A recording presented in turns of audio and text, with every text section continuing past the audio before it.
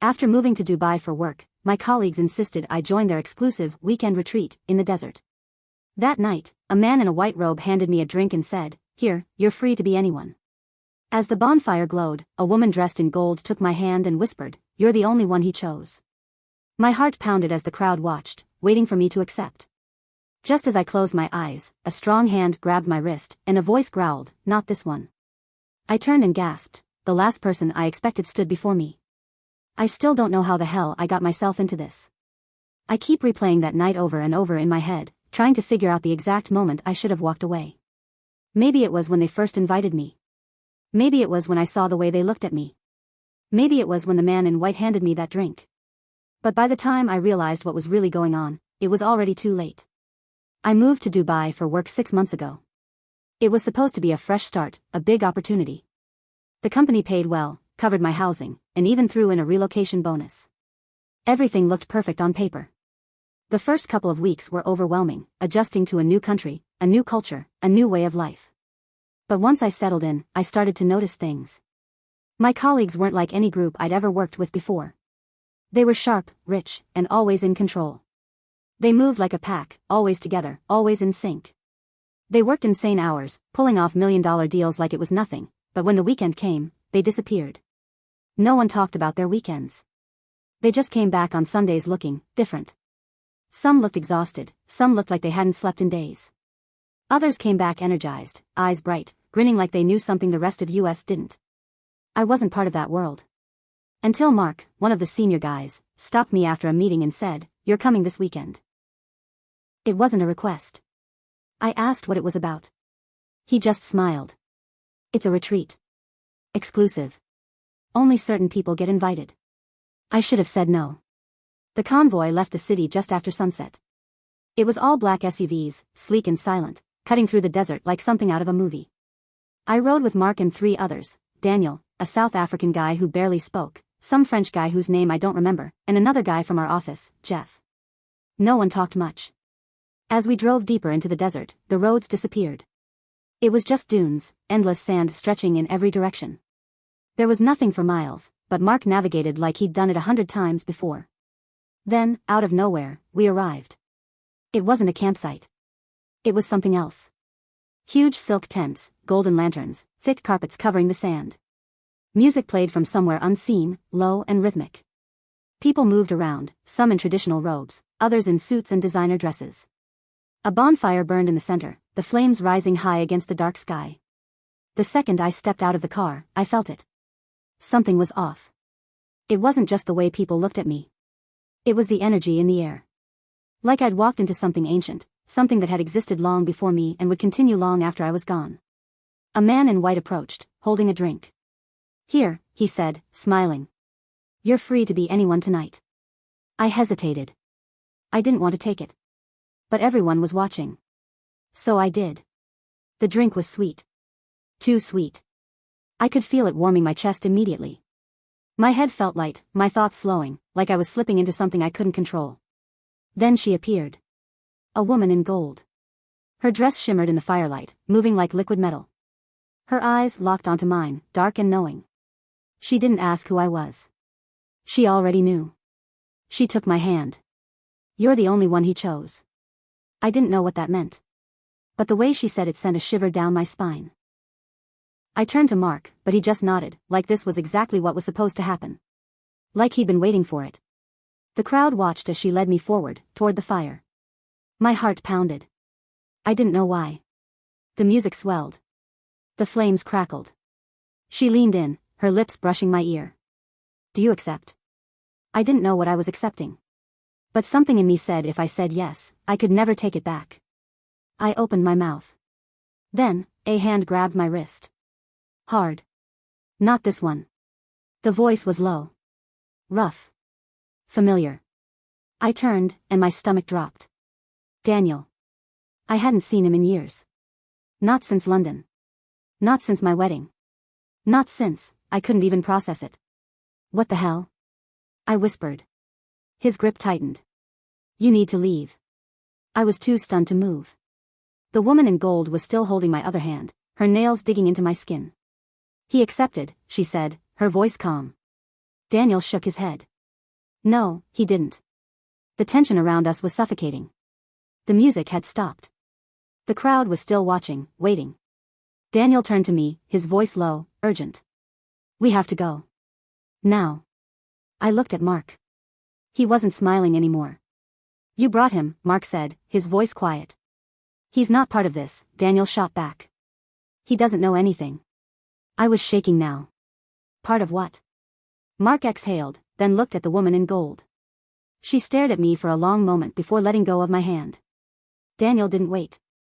He pulled me back, dragging me toward the cars. No one stopped us. No one said anything. But as we walked away, I could feel it. The weight of their eyes. They let me go. But I knew it wasn't over. We reached the SUV, and Daniel shoved me inside before slamming the door shut. He got behind the wheel and started the engine without a word. My hands were shaking. My head was spinning. The desert stretched out ahead, endless and dark, but I wasn't thinking about that. I was thinking about what I had just walked away from. What the hell was that? My voice came out hoarse, like I had swallowed sand.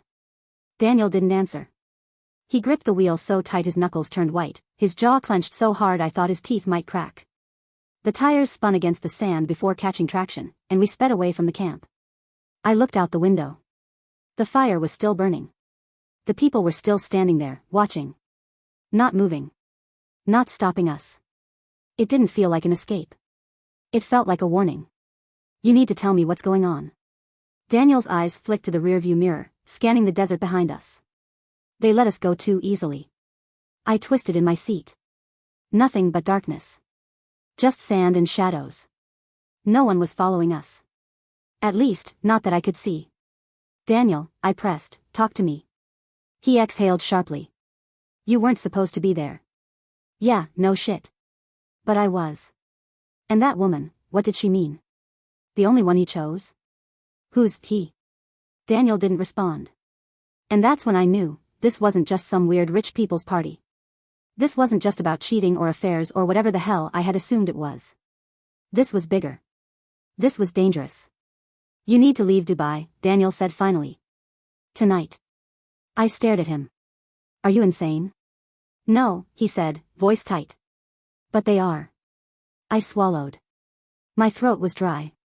What is this, Daniel? Some cult? A secret society? He shook his head. Worse. That was the last thing I wanted to hear. The car sped forward, the city lights finally coming into view. I tried to steady my breathing, but it wasn't working. I turned to him again. How do you know all this? For the first time since we left, Daniel looked at me. They almost got me too.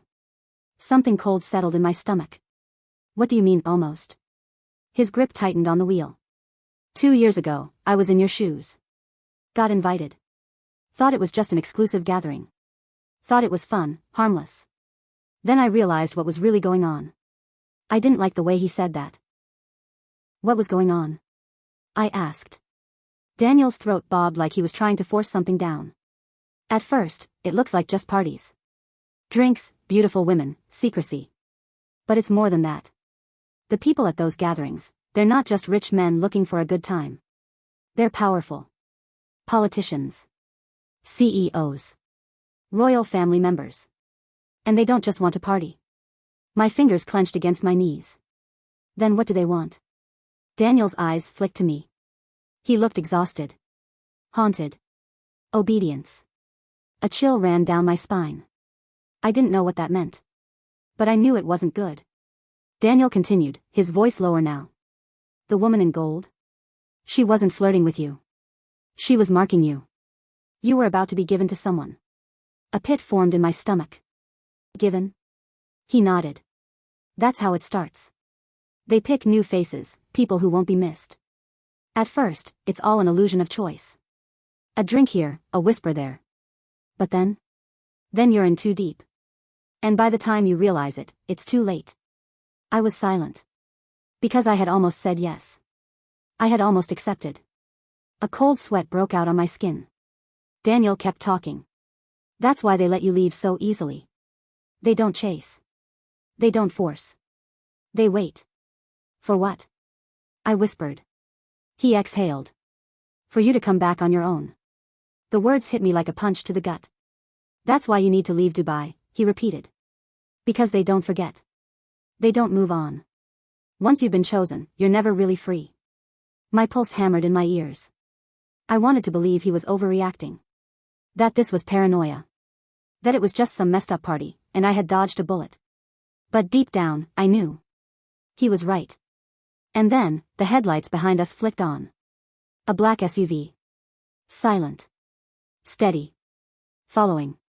Daniel saw it too. He pressed the gas. And that's when I knew, this wasn't over. The SUV behind us didn't speed up, didn't try to overtake us. It just followed. Steady. Unhurried. Like they had all the time in the world.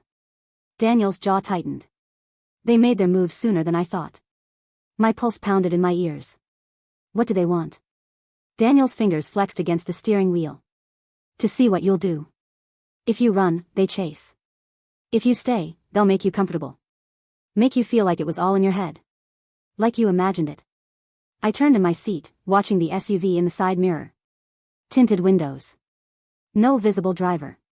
No plates. My stomach twisted into knots. How do we lose them? Daniel didn't answer right away. He kept his eyes on the road, calculating. The city was up ahead, the lights shining like a promise of safety, but I knew better now. This place wasn't safe. Nothing was. We don't go home, Daniel said. I frowned. What? If they know where you live, they'll be waiting. If they don't know, they'll find out. He suddenly veered off the highway, the tires screeching as we hit an empty side road. The SUV behind us followed, still keeping its distance, still not making a move. This isn't normal, I muttered. Daniel let out a dry laugh. You're right about that. We sped past empty lots and construction sites, the unfinished skeletons of skyscrapers looming in the dark. The roads were uneven, barely lit. This was the part of Dubai that never made it to Instagram. The part tourists didn't see. The SUV followed. Okay, screw this. I pulled out my phone. I'm calling the police. Daniel grabbed my wrist, stopping me. No, I stared at him. What do you mean to know? He shook his head, eyes still locked on the mirror. That's not how this works. I yanked my arm away. Are you kidding me? We're being followed by, they own the police.